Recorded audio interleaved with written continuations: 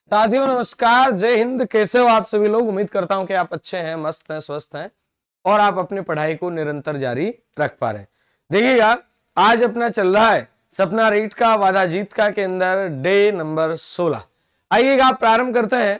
अपन कल की क्लास में पीछे के प्रश्नों के ऊपर चर्चा करके आए, आज अपन इन आगे के प्रश्नों पर चर्चा कर रहे हैं। तो आइएगा, एक बार आप सभी का स्वागत और अभिनंदन आपके अपने इस परिवार में, नेवरी परिवार में। और स्वागत करने के लिए तैयार हमेशा की तरह आपका होस्ट, आपका दोस्त विजेंद्र सिंह नेवरी। आइएगा प्रारंभ करते हैं। पहला प्रश्न आपके सामने आ रहा है कि सहेलियों की बाड़ी कहां पे? एक नंबर झालरापाटन में, उदयपुर में, डूंगरपुर में या बाड़मेर में? सर सहेलियों की बाड़ी, देखना एक अच्छा प्रश्न है। 7 सहेलियों का मंदिर कहां पे है? अगर आपसे यह कहा जाए कि 7 सहेलियों का मंदिर कहां है, आपका उत्तर आएगा 7 सहेलियों का जो मंदिर है यह है झालरापाटन में। और झालरापाटन बोले तो याद रखिएगा झालावाड़, झालरापाटन बोले तो झालावाड़। इसे आप क्या कह सकते हैं? यहां पे एक सूर्य मंदिर है, यहां पे क्या है तो आप कहेंगे सूर्य मंदिर है। और झालावाड़ को, स्पेशल झालरापाटन को कहा जाता है सिटी ऑफ बेल्स। क्या कहते हैं? सिटी ऑफ बेल्स कहते हैं, यानी घंटियों का शहर कहा जाता है। क्या कहते हैं? घंटियों का शहर। आप घंटियों का शहर कह दें, सिटी ऑफ बेल्स कह दें, एक ही बात है। बात बन रही अपनी कि क्या उदयपुर के अंदर सहेलियों की बाड़ी है? बिल्कुल सही है सर, उदयपुर के अंदर सहेलियों की बाड़ी है। और ये सहेलियों की बाड़ी बनवाने का काम याद रखिएगा संग्राम सिंह द्वितीय द्वारा करवाया गया। किसके द्वारा करवाया गया? तो ध्यान देना, संग्राम सिंह द्वितीय ने ये आपका सहेलियों की बाड़ी बनवाई। ठीक है, एक तो आता राणा सांगा, वो है संग्राम सिंह प्रथम, और ये है संग्राम सिंह द्वितीय। तो याद कर लेना, संग्राम सिंह प्रथम को तो वैसे ही कहां फुर्सत थी सहेलियों की बाड़ी बनवाने को लेकर के। आगे आप कह सकते हैं, इसी उदयपुर की बात कर रहे हैं तो आप कहेंगे भारतीय लोक कला मंडल। ये अच्छा प्रश्न है, भारतीय लोक कला मंडल ये कहां पे आता है? तो आप कहेंगे सर ये उदयपुर में आता है। अगर आपसे ये कहा जाए आहड़ की छतरियां कहां पे आती हैं, तो भी आपका उत्तर बनेगा ये भी अपनी विरासत का हिस्सा है, ये भी उदयपुर के अंदर आती हैं। इसके अलावा आप कहेंगे सर और क्या क्या आता है? तो आप कहेंगे सर आहड़ की छतरियां आती हैं। और यहां अपन बात कर सकते हैं एक गोगुंदा वाला जो क्षेत्र है ये भी यहां पे आता है, ये भी ऐतिहासिक क्षेत्र रहा है। इसके अलावा बात कर सकते हैं और उदयपुर की काफी बातें अपन पीछे की क्लासों में पढ़ चुके हैं। अब आप कहेंगे सर डूंगरपुर के अंदर क्या क्या है? सुनिएगा, डूंगरपुर में देखिएगा जैसा कि एक स्थान बड़ा महत्वपूर्ण, और यहां से काफी बार प्रश्न आपके एग्जाम में आते हैं, बेणेश्वर। बेणेश्वर को मेला कब लगता है? माघ पूर्णिमा को यहां मेला लगता है। कब लगता है बेणेश्वर में मेला? तो याद रखिएगा माघ पूर्णिमा को यहां मेला लगता है। आगे आगे आप कह सकते हैं सर यहां पे एक स्थान आता है गलियाकोट, और गलियाकोट किसके लिए जाना जाता है? गलियाकोट जाना जाता है रमकड़ा उद्योग के लिए और एक दाऊदी बोहरा संप्रदाय की पीठ। दाऊदी बोहरा संप्रदाय का स्थल आता है। कौन से संप्रदाय का? तो आप कहेंगे दाऊदी बोहरा संप्रदाय का स्थल आता है। कौन सा? तो आप कहेंगे गलियाकोट। इसके अलावा यहां पे क्या है? तो एक बात कर रहे थे अपन, जूना महल आता है जो भित्ति चित्रों के लिए प्रसिद्ध है। जूना महल किसके लिए प्रसिद्ध है? तो याद कर लेना भित्ति चित्रों के लिए प्रसिद्ध है। कहां पे आता है? ये भी डूंगरपुर में आता है। बाड़मेर के अंदर तो नाकोड़ा वाकोड़ा के कई मंदिर आते हैं। आगे देखना, आगे आ रहा है बीजादित्य नामक कवि, ये किसके दरबार में रहा करता था? बीजादित्य नामक कवि ये किसके दरबार में रहता था? क्या मालदेव के दरबार में रहता था? नहीं सर। मालदेव को क्या कहते हैं फिर ये बताइएगा? मालदेव को कहा जाता है हसमत वाला शासक। मालदेव को कहा जाता है हसमत वाला शासक कहते हैं। और मालदेव थे, ये मालदेव किसका पुत्र था? तो आप कहेंगे ये गांगा का पुत्र था। ये किसका पुत्र था? राव गांगा का पुत्र। कौन? मालदेव। इधर था गांगा और उधर था सांगा, और मालदेव को ही भेजा था युद्ध में प्रतिनिधित्व करने के लिए। आगे बात आती है सर मालदेव के समय एक युद्ध और लड़ा गया था जिसका नाम आता है गिरी सुमेल का युद्ध। कौन सा? गिरी सुमेल। मालदेव की बात आए तो याद करना इनके दरबार में बोले तो इनके 2 स्पेशल सेनापति थे, जेता और कुंपा। तो बीजादित्य यहां नहीं है। क्या बीजादित्य जसवंत सिंह के टाइम में? नहीं, जसवंत सिंह के समय की बात करते हैं तो आपका उत्तर आएगा सर मोहणोत नैणसी था। कौन था? यानी जोधपुर महाराजा जसवंत सिंह के दरबार में एक बंदा था मुहणोत नेणसी। आगे फिर बात आती है सर उदय सिंह, नहीं, उदय सिंह के दरबार में भी नहीं। ये जो हमीर चौहान था जिसे अपन हमीर हट के लिए जानते हैं, उनके दरबार में कौन रहता था? बीजादित्य रहता था। चले आगे चलते हैं। अगला प्रश्न फिर आपके सामने आता है, दल पुंगल के नाम से किसे जाना जाता है? गोविंदराज को जाना जाता है। ध्यान देना, दल पुंगल किसे कहते हैं? गोविंदराज। वेरी वेरी इंपॉर्टेंट प्रश्न ये बन जाता है गोविंदराज से कि यह रणथंभौर की चौहान शाखा का संस्थापक है। कहां की?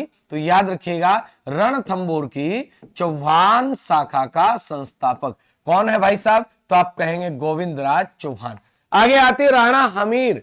ये राणा हमीर है बोले तो सिसोदिया, राणा हमीर बोले तो सिसोदिया।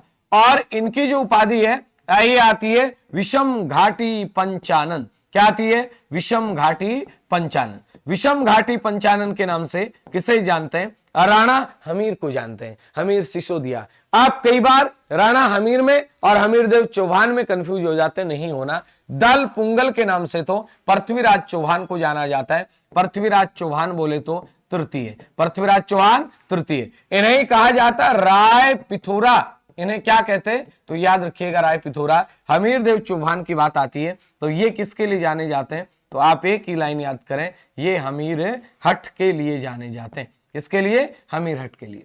अगला प्रश्न है वाणी और सर्वंगी। ये अपना जो संत साहित्य वहां से प्रश्न है। वाणी और सर्वंगी ये किसके ग्रंथ हैं? सुनिएगा, वाणी और सर्वंगी ये किसके ग्रंथ हैं? तो आपका उत्तर बनेगा ये बालिंद जी के ग्रंथ हैं, ये रज्जब जी के ग्रंथ हैं, ये सुंदरदास जी के ग्रंथ हैं, या जगन्नाथ जी के ग्रंथ है? बताइए। यानी वाणी और सर्वंगी ये किसके ग्रंथ हैं? एक नाम सुना होगा, रज्जब तूने गजब किया। बिल्कुल, ये वाणी और सर्वंगी जो है ये रज्जब जी के। अब आपके मन में कई सारे प्रश्न आए होंगे, मैं कहूं जगन्नाथ जी के ग्रंथ कौन कौन से हैं? भाई यहां से अपन चलें तो एक बात याद रखना, जगन्नाथ जी के ग्रंथों में एक तो आता है योग वशिष्ठ। कौन सा? योग वशिष्ठ ग्रंथ आता है। ये किसका? जगन्नाथ जी का। इसके बाद में आप कह सकते हैं और इनके ग्रंथ कौन से आते हैं? एक आता है वाणी, एक आता है इनका गुण, एक आता है गजनामा, जिसे एक साथ भी आप गुण गजनामा के नाम से भी जान सकते हैं। इसके बाद में एक इनका आता है जिसे कहते हैं गीता सार। कौन सा सार? गीता सार। इनमें महत्वपूर्ण जो है वो मुझे लग रहा है कि वाणी वाला पूछा जा सकता है, गीता सार पूछा जा सकता है। क्यों? इनको याद करना क्यों जरूरी? तो भैया सुनो मेरी बात, अलग से मेंशन की हुई चीजें, साहित्य सारा का सारा है, और साहित्य में भी लोक साहित्य है, संत साहित्य है, साहित्यकार हैं, ये सारी चीजें हैं राजस्थानी भाषा वाले चैप्टर में। तो यहां आपको इनको याद करना ही पड़ेगा। तो आप कहेंगे कौन? जगन्नाथ जी। अब मैं आपसे सीधा पूछता हूं कि आप मुझे बताइए सुंदरदास जी। सुंदरदास जी ये भी किसके शिष्य आते हैं? तो आप कहेंगे सर ये भी दादू जी के शिष्य आते हैं। किसके शिष्य? तो याद रखिएगा दादू जी के शिष्य हैं। दादू जी के बहुत सारे शिष्य रहे, दादू जी के बहुत सारे शिष्य रहे। तो यहां देखिएगा सुंदरदास जी के ग्रंथ, सुंदरदास जी शिष्य किसके? तो आप कहेंगे सर दादू जी के। ठीक बात है। अब इन्होंने 42 ग्रंथ लिखे थे टोटल। कितने ग्रंथ लिखे? तो याद रखिएगा इन्होंने 42 ग्रंथों की रचना की थी। अब 42 ग्रंथों में एक तो इनसे संबंधित एक ग्रंथ आता है अष्टक ग्रंथ, यानी 2-4 ग्रंथ है जिनके पीछे अष्टक लिखा हुआ है। इनके अलावा कौन से ग्रंथ है सर? सुंदरदास जी के ग्रंथों में ज्ञान समुद्र आता है। कौन सा समुद्र? तो आप कहेंगे ज्ञान समुद्र। एक आता है वेद विचार। कौन सा विचार? तो आप कहेंगे वेद विचार। एक आपका आता है सुंदरदास जी के ग्रंथों में बरवे ग्रंथ। कौन से? बरवे ग्रंथ। एक आता है सुंदरदास जी के ग्रंथों में, याद रखिएगा, दिखाई दे रहा है, दे जाएगा। एक याद रखिएगा कि सवैया, सवैया भी किसका आता है? ये भी सुंदरदास जी का ही आता है। एक याद रखना पंचेंद्रिय, पंचेंद्रिय चरित्र, ये भी इनका आता है। एक आता है पंच प्रभाव, पंच से जुड़े हुए नाम है। अब देखो याद तो करना ही पड़ेगा, और ये तो रट्टा लगाना एक तरीके से, यहां क्या ही समझोगे आप। एक आता है गुण उताती, एक आता है सदगुरु की महिमा। किसकी महिमा? सदगुरु की महिमा। टोटल मिला के तो इन्होंने 42 ग्रंथ लिखे। 42 तो याद नहीं होंगे अपने से, लेकिन पेपर में एक तो आ सकता है अष्टक ग्रंथ, ये सुंदरदास जी से संबंधित है। एक ज्ञान समुद्र, एक वेद विचार, एक बरवे, ये आ सकता है, महत्वपूर्ण ग्रंथ है।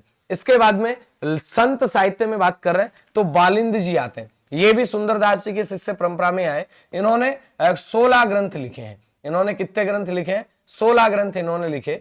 किसने? बालिंद जी ने। और 16 ग्रंथों में याद रखिएगा, एक तो आता है अरिल्लो। एक तो क्या आता है? अरिल्लो। अरिल्लो के बाद में आता है गुण कठियारा। गुण कठियारा, अरिल्लो। अरिल्लो के बाद में गुण कठियारा। इसके बाद में याद रखिएगा गुण उत्पत्ति नामा। कौन सा? गुण उत्पत्ति नामा। ये भी किसका? बालिंद जी का। एक आता है गुण श्रीमुख नामा, यानी गुण नाम के ग्रंथ है इनके ना, तो गुण श्रीमुख नामा। गुण श्रीमुख नामा के बाद में आप कह सकते हैं एक आता है इनका पद, एक आता है राज कीर्तन। एक कौन सा आता है? तो आप कहेंगे राज कीर्तन। राज कीर्तन के बाद में बात करते हैं तो एक आता है इनका गुण ग्रंथ। कौन सा? तो आप कहेंगे गुण ग्रंथ।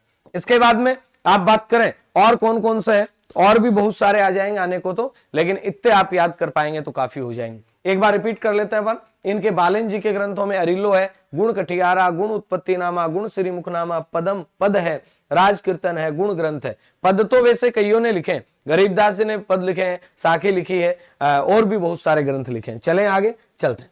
आगे प्रश्न आ रहा है कि विनय मलिका ग्रंथ किसने लिखा? बड़ा अच्छा प्रश्न है। विनय मलिका ग्रंथ किसने लिखा? ये भी आपके संत साहित्य में प्रश्न आया है। विनय मलिका ग्रंथ है, ये किसके द्वारा लिखा गया है? विनय मलिका ग्रंथ। एक नंबर पे बात करते हैं, विनय मलिका क्या दयाबाई ने लिखा? बिल्कुल सही बात है। ये सारे के सारे चरणदासी संप्रदाय से संबंधित है। दयाबाई हो, सहजोबाई हो, चरणदास जी हो, कौन से संप्रदाय से संबंधित है? तो याद रखिएगा ये सारे के सारे चरणदासी संप्रदाय से संबंधित है। अब दयाबाई ने कौन कौन से ग्रंथ लिखे? दयाबाई ने एक तो लिखा दयाबोध, प्रश्न बन रहा है सीधा सीधा, दयाबोध लिखा, और दूसरा जो इनका ग्रंथ आता है वो था विनय मालिका। कौन सा? विनय मालिका। इसके बाद में बात आती है सहजोबाई ने कौन से ग्रंथ लिखे? सहजोबाई ने एक तो लिखा है सहज प्रकाश। कौन सा प्रकाश? तो याद रखिएगा सहज प्रकाश। एक इन्होंने लिखा है 7 वार निर्णय। कितने निर्णय? तो याद रखिएगा 7 वार निर्णय। और एक इन्होंने लिखे हैं 16 तिथि निर्णय। 16 तिथि निर्णय। कौन से? 16 तिथि निर्णय। इसके बाद में याद रखिएगा अगर आपसे कहे चरणदास जी, चरणदास जी ने याद रखिएगा एक तो लिखा है अष्टांग योग। कौन सा योग है? अष्टांग योग लिखा है। एक चरणदास जी ने लिखा है नास्केत ग्रंथ। एक चरणदास जी का सबसे महत्वपूर्ण है, इसको अंडरलाइन कर लेना, संदेह सागर। कौन सा? संदेह सागर। वेरी वेरी इंपॉर्टेंट है। तो आप कह सकते हैं चरणदास जी का एक ग्रंथ ये भी आता है संदेह सागर। एक ग्रंथ आता है चरणदास जी का जिसका नाम आता है भक्ति सागर। कौन सा सागर? भक्ति सागर। इसके बाद में एक आता है आपका भक्ति सागर के बाद में हरिप्रकाश टीका। हरिप्रकाश टीका, हरिप्रकाश टीका, हरिप्रकाश टीका इन्होंने लिखा। एक आता है अमरलोक खंड धाम। कौन सा? तो आप कहेंगे अमरलोक खंड धाम। अमरलोक खंड धाम के बाद में आता है भक्ति पदावली। ये भी किसका है? ये भी चरणदास जी का है। यानी ये सारे के सारे ये मेवाती भाषा में लिखा करते थे। कौन सी भाषा में? तो आप कहेंगे मेवाती भाषा के ग्रंथ हैं। इन सब के ग्रंथ है मेवाती भाषा के। अगर संप्रदाय की बात की जाती है तो आप कह सकते हैं चरणदासी संप्रदाय। कौन सा संप्रदाय? चरणदासी संप्रदाय। इसके बाद में चरणदास जी के और ग्रंथ आते हैं जिनमें एक नाम आता है ज्ञान सवरोदय। ज्ञान सवरोदय, ये भी इनका इंपॉर्टेंट ग्रंथ आता है। जैसे संदेह सागर, इससे प्रश्न बन सकता है, वैसे ही याद रखिएगा ज्ञान सवरोदय, ये भी अच्छा है। इसके अलावा इन्होंने ग्रंथ लिखा दान लीला, ये भी इनका है। इसके अलावा ब्रह्म ज्ञान सागर। कौन सा? तो आप कहेंगे ब्रह्म ज्ञान सागर, ये भी इन्हीं का ग्रंथ आता है। एक आता है शबद, शबद भी इन्हीं का ग्रंथ आता है। एक आता है मन विरक्त करण गुटका, मन विरक्त करण गुटका, ये भी किसका है? ये भी चरणदास जी का है। ये तो लिखे, अब याद हम कर रहे हैं। अब इनमें ज्यादा महत्वपूर्ण कौन से हैं? तो सारे, क्योंकि कई बार प्रश्न पता नहीं चलता क्या बन सकता है। अभी जैसे प्रश्न आया था नेमिनाथ 12 मासा किसने लिखा। अब ये बहुत सारे रासो वगैरह पढ़े अपन ने, नेमिनाथ 12 मासा ऐसा प्रश्न आया था अभी सेकंड ग्रेड का जो दोबारा एग्जाम हुआ था, उसमें ये कवि पल्हड़ ने लिखा है। अब मैंने तो पढ़ रखा था लेकिन अब वो मैंने पढ़ाया नहीं, तो मैं कैसे कह दूं कि साहब मैंने आपको पढ़ा दिया, है ना। तो कई बार प्रश्न कुछ विशेष आ जाते हैं, हालांकि वो प्रश्न अगर आप कर जाते हैं तो आगे भी बहुत निकल जाते हैं, और वो अगर छूट जाता है तो भी कोई ज्यादा टेंशन वाली बात होती नहीं है, क्योंकि इससे 2-4-5% आएंगे, जो नहीं आएंगे आपको नहीं आएंगे।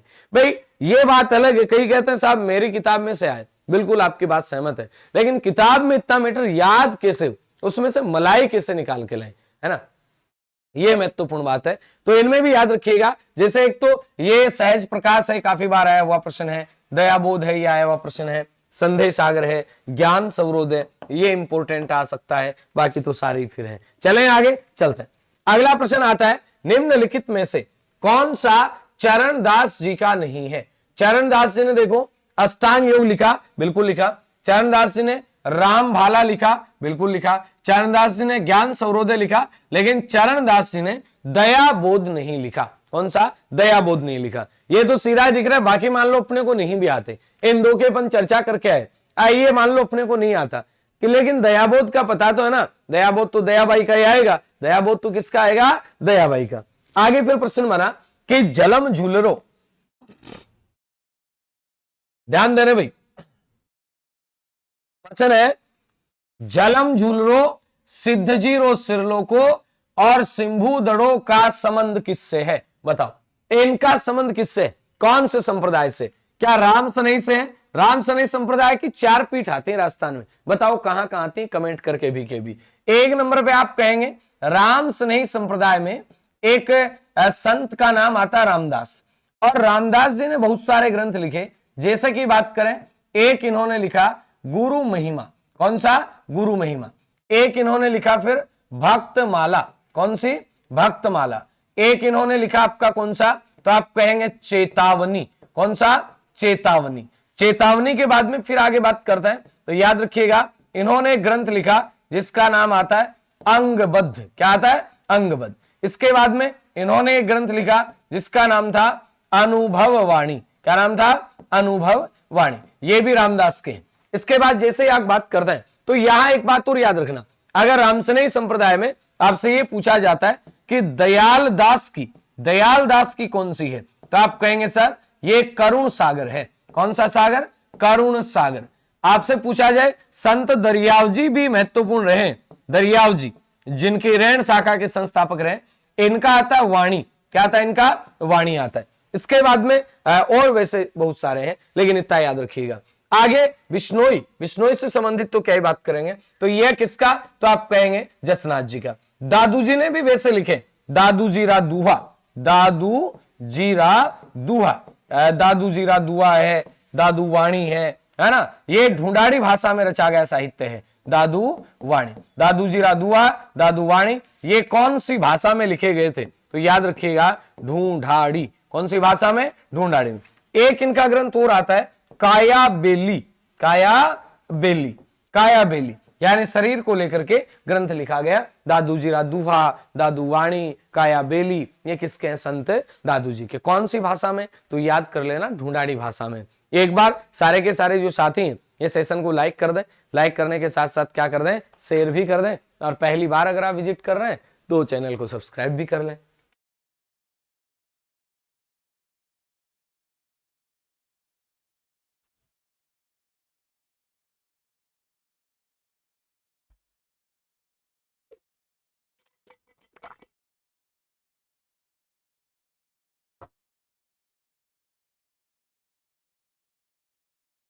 देखिएगा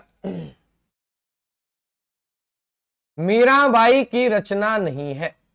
4 प्रश्न है, 4 ऑप्शन आपके सामने, और ये पूछ रहे मीराबाई की रचना नहीं। पहली बात तो मुझे ये बता दो कि मीराबाई का जन्म कहां हुआ था।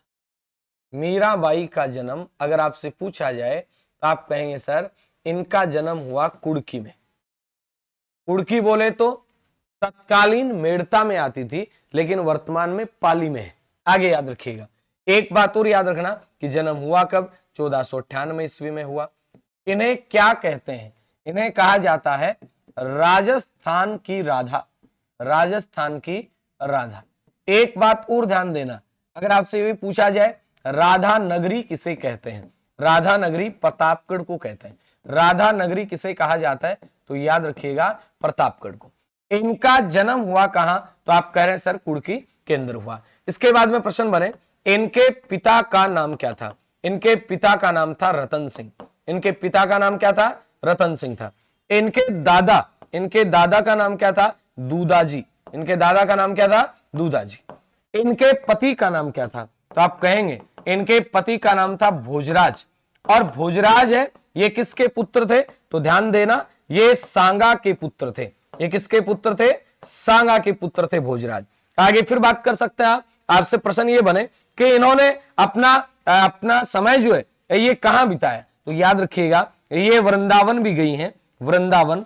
और वृंदावन के बाद में जाते हुए लास्ट में द्वारिका के अंदर कहा जाता है मीराबाई का अंतिम समय गुजरा। एक बात और याद रखना भाई, आपसे पूछा जाए मीराबाई से संबंधित एक मंदिर आता है जिसका नाम आता है चार भुजा नाथ का मंदिर। चार भुजा नाथ का मंदिर। चार भुजा के नाम से मंदिर तो कई मिल जाएंगे, लेकिन आप एक बात पक्की याद करना कि ये जो मंदिर है ये कहां पे है सर? ये मेड़ता में। एक मीरा मंदिर के नाम से मंदिर आता है, मीरा मंदिर। ये कौन से दुर्ग में है? तो याद रखिएगा चित्तौड़गढ़ दुर्ग में। कौन से दुर्ग में है? तो चित्तौड़गढ़ दुर्ग में है। अब बात आती है कि भाई मीरा जी ने ग्रंथ कौन से लिखे? नरसी जीरा मायरा। ये साथ में हालांकि रत्ना खाती ने भी लिखा है नरसी जीरा मायरा। आगे आती राग गोविंद, मीरा की मल्हार, और एक आती है इनमें से कोई नहीं। तो मीराबाई की रचना इनमें से कोई नहीं है। मीराबाई की रचना नहीं है, सारी है। तो नहीं है वाला ऑप्शन इनमें से कोई नहीं है, बाकी रचना सारी है। आगे देखना, अब प्रश्न बनता है कि रुक्मणी मंगल। रुक्मणी मंगल ये भी किसकी है? तो आप कहेंगे मीराबाई की है। इसके बाद में राग सोरठे। राग सोरठे ये भी किनकी है? ये भी मीराबाई की है। एक आता है नरसी मेहतारी हुंडी। नरसी मेहतारी हुंडी ये भी किसका है? ये भी आपका मीराबाई का है, नरसी मेहतारी हुंडी। एक और आता है पदावली। पदावली भी किसका आएगा? तो याद कर लेना, पदावली भी मीराबाई का ही आता है। पदावली भी किसका? मीराबाई। रुक्मणी मंगल मीराबाई का है, राग सोरठे मीराबाई का है, नरसी मेहतारी हुंडी ये भी किसका? मीराबाई का ग्रंथ है। तो ये तमाम ग्रंथ किसके हैं? मीराबाई के हैं। आगे देखिएगा, अगला प्रश्न फिर आता है हरिदास जी की प्रमुख रचनाएं हैं। हरिदास जी की प्रमुख रचनाएं कौन सी? नंबर एक आता है कि हरिदास जी ये कौन से संप्रदाय से संबंधित है? ये बताओ। ये निरंजनी संप्रदाय से संबंधित है। हरिदास जी का संबंध कौन से संप्रदाय से है? तो याद कर लेना, ये निरंजनी संप्रदाय से संबंधित है। चलो ठीक। हरिदास जी ने भर्तरी समाज लिखा, सही बात है। हरिदास जी ने ब्यावलू लिखा, सही बात है। भक्त विरदावली लिखी, सही बात है। लेकिन इसके अलावा सर, इसके अलावा इन्होंने एक लिखा जोग ग्रंथ। कौन सा? तो ध्यान देना, जोग ग्रंथ ये इन्हीं का है। और इन्होंने फिर एक लिखा टोडरमल जोग ग्रंथ। कौन सा? टोडरमल जोग ग्रंथ। ये अलग अलग है दोनों, ये इन्हीं के। अब आप बात करते हैं सर ये वाला ग्रंथ किसका है? भाई 1 2 3 है, 1 2 3 इनकी रचनाएं हैं। लेकिन सुंदरोदय सर्वोत्तम ये आती है, मंगलाराम जी आते हैं संत में, मंगलाराम जी है ना, इनके द्वारा लिखी गई है। अब नाम तो अटपट है। ज्ञान समुद्र अभी बात करके आए थे, ये सुंदरदास जी की है। ज्ञान समुद्र किसकी है? तो याद करना, सुंदरदास जी की। ठीक है, ज्ञान समुद्र सुंदरदास जी की। सुंदरोदय, सुंदरोदय ज्ञान सौरोदय ये किसकी आती है? ये आती ज्ञान सौरोदय चरणदास जी की आती है। जबकि सुंदरोदय सर्वोत्तम ये मंगलाराम जी की है। ज्ञान समुद्र किसकी है? सुंदरदास जी की है। चलें आगे चलते हैं। आगे प्रश्न आया 24 गुरुओं की लीला, ये ग्रंथ किसका है? बताओ कमेंट करके फटाफट कि 24 गुरुओं की लीला ये किसका ग्रंथ है? क्या गरीबदास जी का है, क्या जगन्नाथ जी का है, या जन गोपाल जी का है, या खेमदास जी का है? बताओ फटाफट। 24 गुरुओं की लीला ग्रंथ किसका है? जल्दी से कमेंट आ जाना चाहिए। जल्दी बताओ भाई, 24 गुरुओं की लीला फटाफट से एक बता दो। बताओ फटाफट, ये किसका ग्रंथ आएगा? तो आपका उत्तर आएगा सर ये जन गोपाल जी का ग्रंथ है। किसका? जन गोपाल जी। जन गोपाल जी ने 24 गुरुओं की लीला ग्रंथ लिखा। इसके अलावा इनके और कौन कौन से ग्रंथ है? एक आता है प्रहलाद चरित्र। कौन सा? तो याद रखिएगा प्रहलाद चरित्र। इसके बाद में एक आता है भरत चरित्र। कौन सा? तो याद रखना भरत चरित्र। एक इनका ग्रंथ आता है जिसका नाम आता है 12 मासिया। कौन सा? तो आप कहेंगे 12 मासिया। 12 मासिया के बाद में ग्रंथ आता है जिसका नाम आता है सुख संवाद। क्या आता है? सुख संवाद। सुख संवाद के बाद में ग्रंथ आता है इनका जिसका नाम आता है अनंत लीला। अनंत लीला। तो एक तो संवाद याद रखना है, सुख संवाद, ये सुख है, सुख नहीं है। अगर आपसे कहे सुख संवाद किसका है, ये खेमदास जी का है। सुख संवाद किसका है, तो आप कहेंगे ये खेमदास जी का है। सुख संवाद, जब सुख आएगा तो चिंता भी आएगी, तो याद कर लेना चिंतामणि। अगर ये पूछा जाए तो ये भी किसका है, चिंतामणि, ये भी आपका खेमदास का है। इसके बाद में याद रखना सीधा सीधा अगर संवाद पूछा जाए, ये भी खेमदास जी का ही है। कर्म धर्म पूछा जाए तो ये भी किसका है, ये भी खेमदास जी का ग्रंथ है। लेकिन इनमें मुझे महत्वपूर्ण जो लग रहा है, ये वाला महत्वपूर्ण लगा, आपको बता दिया। 24 गुरुओं की लीला, ये किसका है, जन गोपाल जी का है। ये संत साहित्य है जो अपने, भाई अब की बार रीट में स्पेशल जोड़ा गया है, फिर राजस्थानी भाषा साहित्य जोड़ा गया, तो प्रश्न तो बनेंगे, पक्का बनेंगे। तो जन गोपाल जी का है 24 गुरुओं की लीला। प्रहलाद चरित्र इनका है, भरत चरित्र इनका है, 12 मासिया, अभी मैं बात कर रहा था नेमिनाथ 12 मासा, ये पलहन का है, ये आप नोट कर लेना। नेमिनाथ 12 मासा, नेमिनाथ 12 मासा, ये किसका है, तो आप कहेंगे पलहन का है, पलहन का है। नेमिनाथ 12 मासा किसका, पलहन का। जबकि 12 मासिया किसका है, तो आप कहेंगे जनगोपाल का। अब ये वाला पहले कभी नहीं आया था, पेपर में आ गया ना, ऐसे ही कभी नहीं आया, लेकिन आ जाएंगे। चलें आगे चलते हैं। आगे प्रश्न आता है, दयाल दास जी की रचना है, कौन सी दयाल दास जी की रचना, बचाओ फिर फटाफट। करुणा सागर है, गुरु महिमा है, भक्तमाल है, चेतावनी है, तो ये तो सारी किसकी हैं, ये तो रामदास की हैं। ये सारी किसकी रचनाएं हैं, तो याद रखिएगा रामदास जी की। और ये वाली रचना किसकी है, दयालदास जी की। प्रश्न है, रामसनेही संप्रदाय के मुख्य कवि दरियाव जी का जन्म कहां पे हुआ। अब ध्यान देना, दरियाव जी की पीठ जो है, ये तो रेण में है, रेण में तो इनकी क्या है, मुख्य पीठ है। रेण में क्या है, मुख्य पीठ है, ठीक है। लेकिन आपसे पूछ रहा है जन्म कहां हुआ। जन्म हुआ था, ये जेतारण के अंदर हुआ था। कहां हुआ था, तो याद रखिएगा जेतारण। अब जेतारण वर्तमान में तो कहां पे आता है, जेतारण वर्तमान में तो आता है पाली में, लेकिन पुराने टाइम में रियासत कौन सी आती थी, तो आप कहेंगे ये जोधपुर रियासत का भाग थी। कौन सी रियासत का, जोधपुर रियासत का भाग था। कौन सा, जेतारण, जो वर्तमान में कहां पे, पाली में। तो आपसे जोधपुर भी मिल सकता ऑप्शन, और पाली मिल जाए तो आपको पाली कर देना। अगर भक्त दास गुण चित्रणी टीका, भक्त दास गुण चित्रणी टीका, ओ लंबो सारो ग्रंथ है, ओ बालक दास जी का, ठीक है, बालक दास जी को, ठीक है। बाकी दयालदास का करुणा सागर देखा ही, ये भी दयालदास का कौन सा है, करुणा सागर। याद कर लो भाई, रट्टा मारना पड़ेगा, और इसीलिए मैंने स्पीड थोड़ी डाउन कर रखी आज, है ना, क्योंकि नए नाम है यार, आपके भी याद कितने होंगे। करुणा सागर याद करो। जसनाथ जी के बारे में तो आप पढ़ के आए थे, जलम जी को झुलरो है, सिंबुदड़ो है, सिद्धरो परलोको आली आदि। आगे प्रश्न आता है, राजस्थान का हरिद्वार किसे कहते हैं। ये आपको आते हैं, अच्छे ढंग से आते हैं। राजस्थान का हरिद्वार किसे कहा जाता है, बताओ फटाफट। ये कहते हैं बेंगू को नहीं सर, बेंगू तो किसान आंदोलन के लिए जाना जाता है। बेंगू किसके लिए जाना जाता है, तो याद रखिएगा ये किसान आंदोलन के लिए जाना जाता है। और बेंगू आते ही आपके मन में कोई प्रश्न आने चाहिए सर, आने चाहिए, क्यों नहीं आने चाहिए। बेंगू से याद रखिएगा रूपाजी कृपाजी धाकड़ शहीद हो गए थे। बेंगू में कौन शहीद हो गए थे, रूपाजी और कृपाजी धाकड़। रूपाजी धाकड़ थे और दूसरे कौन थे, तो आप कहेंगे कृपाजी धाकड़ थे।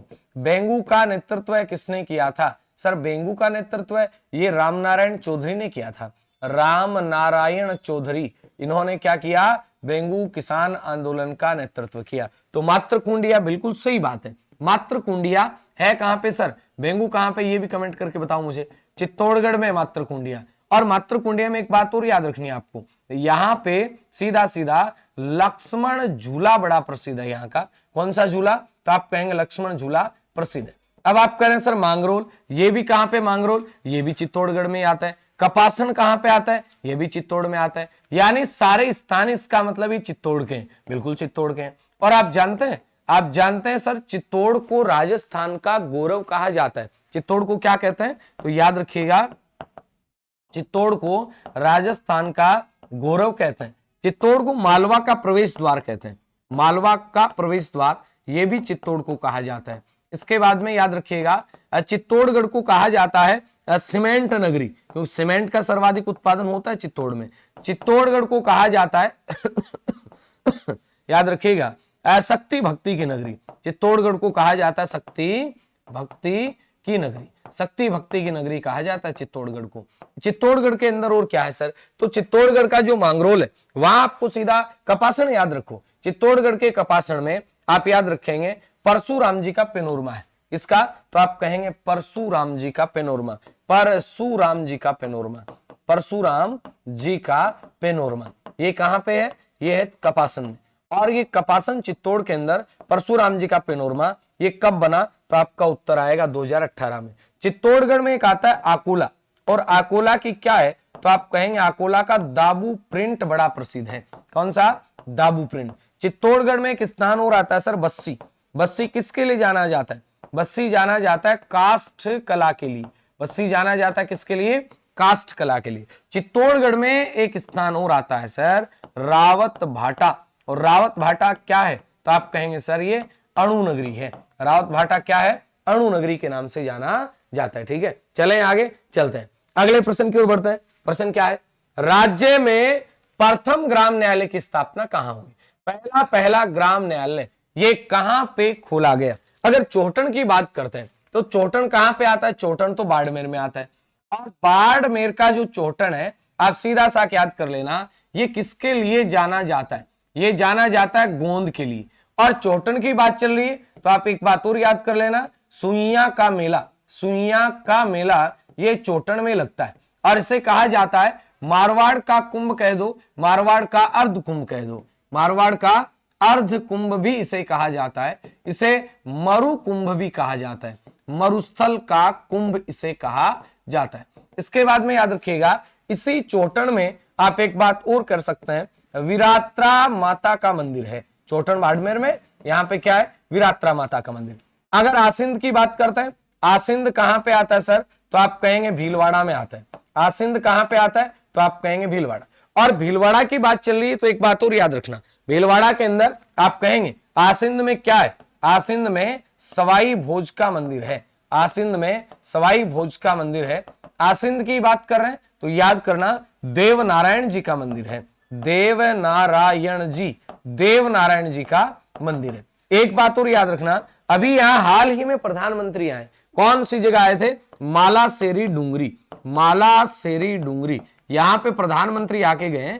और ये देव नारायण जी का जन्म स्थल है, ये भी कहां पे आता है, भीलवाड़ा में। भीलवाड़ा की बात चल रही सर, एक बात और याद रखना, भीलवाड़ा का मांडल जो है ये स्पेशल प्रसिद्ध है नाहर नृत्य के लिए, नाहर नृत्य के लिए, ये याद रखना। मांडल की बात चल रही तो याद रखना जगन्नाथ कच्छवाहा की छतरी है, जगन्नाथ कच्छवाहा की छतरी, कच्छवाहा की छतरी यहीं पे आती है।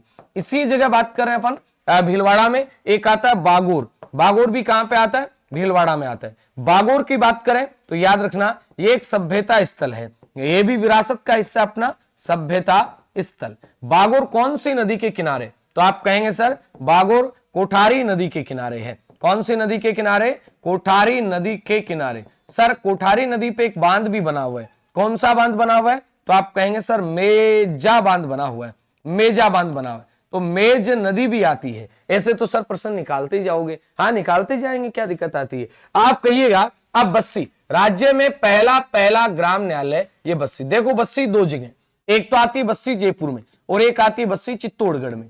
एक तो आती है बस्सी कहां पे, जयपुर में, और ये चित्तौड़गढ़ में। ग्राम न्यायालय एक्ट कब बना था, ग्राम न्यायालय एक्ट कब बना, तो याद रखिएगा 2008 में बनता है। कब बनता ग्राम न्यायालय एक्ट, 2008 में, याद रहेगा इतना। निवाई कहां पे, तो आप कहेंगे सर टोंक में। और टोंक की बात आ रही है तो याद करना वनस्थली विद्यापीठ, वनस्थली विद्यापीठ ये कहां पे, ये आपका निवाई टोंक के अंदर आती है। अब मैं थोड़ा बाड़मेर को लेकर के आपको दो चार चीजें और बता देता हूं यहाँ, क्योंकि बाड़मेर चर्चा में कम रहता है।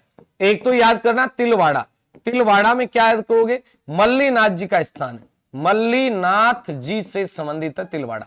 इसके बाद में याद करना पंचपदरा, पंचपदरा में दो चीजें याद करनी, एक तो आएगी पंचपदरा में खारे पानी की झील, और एक ताजा ताजा आपको याद रखना है रिफाइनरी। रिफाइनरी भी कहां पे, पंचपदरा बाड़मेर में। इसके बाद में बालोतरा, बालोतरा में याद रखिएगा लूनी नदी का आधा, लूनी नदी का पानी खारा इसके बाद में हो जाता है, लूनी नदी खारी हो जाती है बालोतरा के बाद में।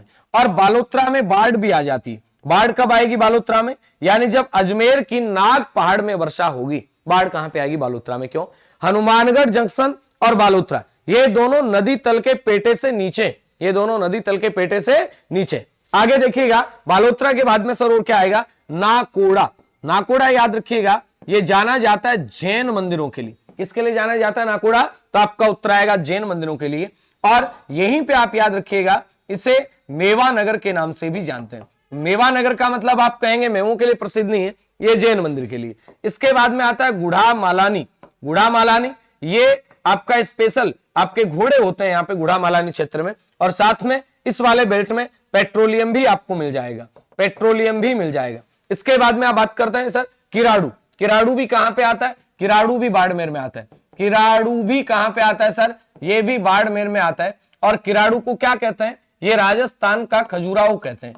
किराड़ू को कहते हैं राजस्थान का खजुराहो, राजस्थान का खजुराहो। तो आपका उत्तर आएगा किराड़ू को कहा जाता है। चलेंगे आगे, बहुत हो गया ना, तो बस इतना ही करना और क्या ही करना है। ठीक है, ठीक है सर। तो इसका सही उत्तर क्या आ गया? बस्सी। राजस्थान में प्रथम ग्राम न्यायालय की स्थापना बस्सी के अंदर। चले, अगला प्रश्न आता है, करौली को अन्य किस नाम से जाना जाता है? देखिएगा, करौली की बात करते हैं तो करौली का शुभंकर क्या, मुझे ये बताओ कमेंट करके, मैंने पढ़ाए थे। करौली का शुभंकर आता है घड़ियाल। क्या आता है? घड़ियाल आता है। देवपुरी कहते हैं, कल्याणपुरी कहते हैं, लालपुरी कहते हैं या गोपालपुरी कहते हैं? देखो, करौली को कल्याणपुरी कहते हैं। करौली का ही पुराना नाम आता है गोपाल पाल। करौली का पुराना नाम क्या आता है? तो आप कहेंगे गोपाल पाल आता है, गोपालपुरी नहीं है। अब करौली से संबंधित क्या क्या है? करौली में सर एक तो याद रखना पांचना बांध है। ये कहां पे बना हुआ है? ये करौली में बना हुआ है। मिट्टी निर्मित बांध है। पांचना बांध मिट्टी निर्मित बांध है। कहां पे बना हुआ है? तो आपका उत्तर आएगा करौली में। एक करौली में याद रखना केला देवी का मंदिर है। करौली में कौन सी देवी का मंदिर? तो आपका उत्तर आएगा केला देवी का मंदिर। और केला देवी के मंदिर से एक बात याद रख लेना साथियों, क्या यहां पे लांगुरिया गीत गाए जाते हैं, लांगुरिया नृत्य होता है यहां पे। ये वेरी वेरी इंपॉर्टेंट है, लांगुरिया नृत्य यहां पे होता है। कहां पे होता है? करौली के अंदर। इसके बाद में याद रखिएगा महावीर जी का मंदिर, ये भी कहां पे आता है? तो आप कहेंगे करौली में।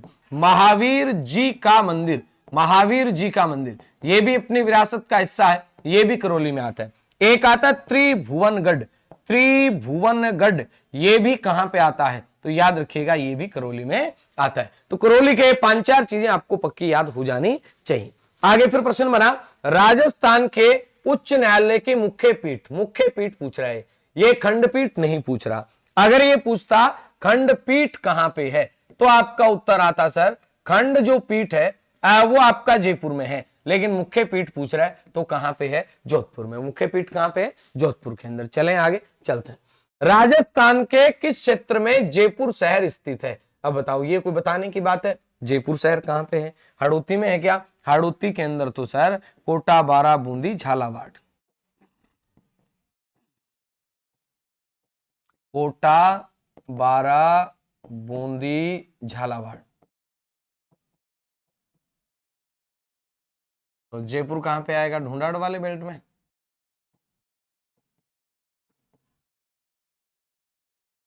मारवाड़ की तो बात ही क्या करें सर।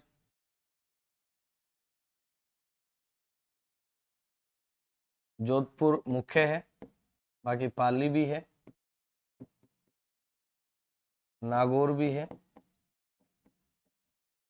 जालोर भी है, जैसलमेर बाड़मेर वाला हिस्सा। मेवाड़ की बात करते हैं तो उदयपुर के चारों तरफ वाला हिस्सा, ये पूरा का पूरा मेवाड़ हो जाएगा। तो ये ढूंढाड़। अगला प्रश्न है, सुमेलित करें। 100 द्वीपों का शहर किसे कहते हैं? 100 द्वीपों का शहर सर, 100 द्वीपों का शहर तो बांसवाड़ा को कहते हैं। ए में 3 आ रहा है तो ये दोनों तो हो गए कैंसिल। अब कह रहा है कि मरुस्थल का प्रवेश द्वार किसे कहते हैं? सर ये जोधपुर को कहते हैं। सी में 1 आ रहा है सर, सी में 1 तो दोनों ही जगह आ रहा है। अब ये कह रहा है कि राजस्थान का सिंह द्वार किसे कहते हैं? अलवर को कहते हैं। बी में 4 आ रहा है तो इसका राइट आंसर ही आ जाएगा। ठीक है, इसके बाद में एक आ रहा है सूर्योदय की नगरी, ये किसे कहते हैं? धौलपुर को कहते हैं, क्योंकि सबसे पहले सूर्योदय, देखो राजस्थान में सर्वप्रथम सूर्योदय कहां होता है? तो याद करना, सर्वप्रथम जो सूर्योदय ये होता है धौलपुर में। राजस्थान में सबसे पहले सूर्योदय धौलपुर में, और सर्वप्रथम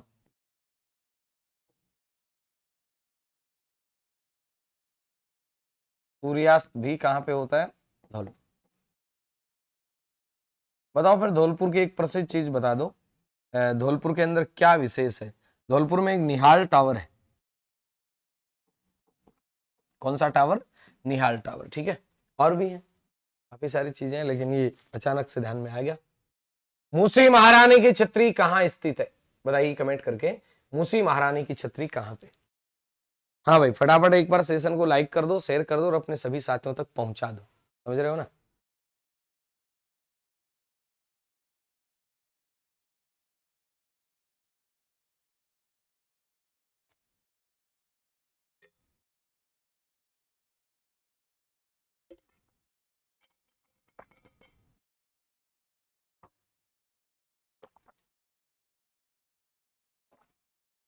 मूसी महारानी की छतरी कहां पे? अलवर में है।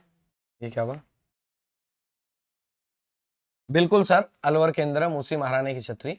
बात करते हैं अलवर के अंदर मूसी महारानी की छतरी, ठीक है। क्या प्रतापगढ़ में, अजमेर में, टोंक में? टोंक की बात करके आए थे अभी, अब हम प्रतापगढ़ को लेकर के चर्चा करते हैं। याद करना, राजस्थान की राधा नगरी, ये किसे कहते हैं? प्रतापगढ़ को कहते हैं।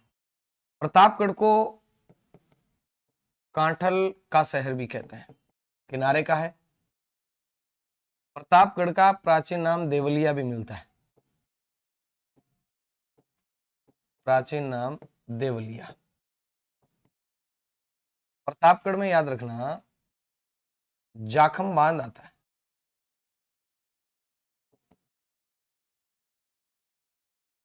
ऊंचा बांध। प्रतापगढ़ में याद रखिएगा सीता माता अभ्यारण्य, और ये जो सीता माता अभ्यारण्य है ये किसके लिए प्रसिद्ध है? ये उड़न गिलहरी के लिए प्रसिद्ध है। किसके लिए प्रसिद्ध है? उड़न गिलहरी के लिए प्रसिद्ध है। प्रतापगढ़ के अंदर याद रखिएगा कि एक देवगढ़ आता है जो पवन संयंत्र है। देवगढ़ में क्या आता है? तो आप कहेंगे पवन संयंत्र आता है। इसके बाद में आपका प्रश्न बने थेवा कला कहां की प्रसिद्ध है? तो आप कहेंगे सर थेवा कला भी प्रतापगढ़ की प्रसिद्ध है। इसके बाद में और क्या आता है सर? अरनोद के अंदर गोतमेश्वर मेला लगता है। अरनोद प्रतापगढ़ में आता है, यहाँ पे गोतमेश्वर का मेला भी लगता है, गोतमेश्वर मेला। ये सारा का सारा कहां गया? प्रतापगढ़ के अंदर आ गया। चलें आगे चलते हैं।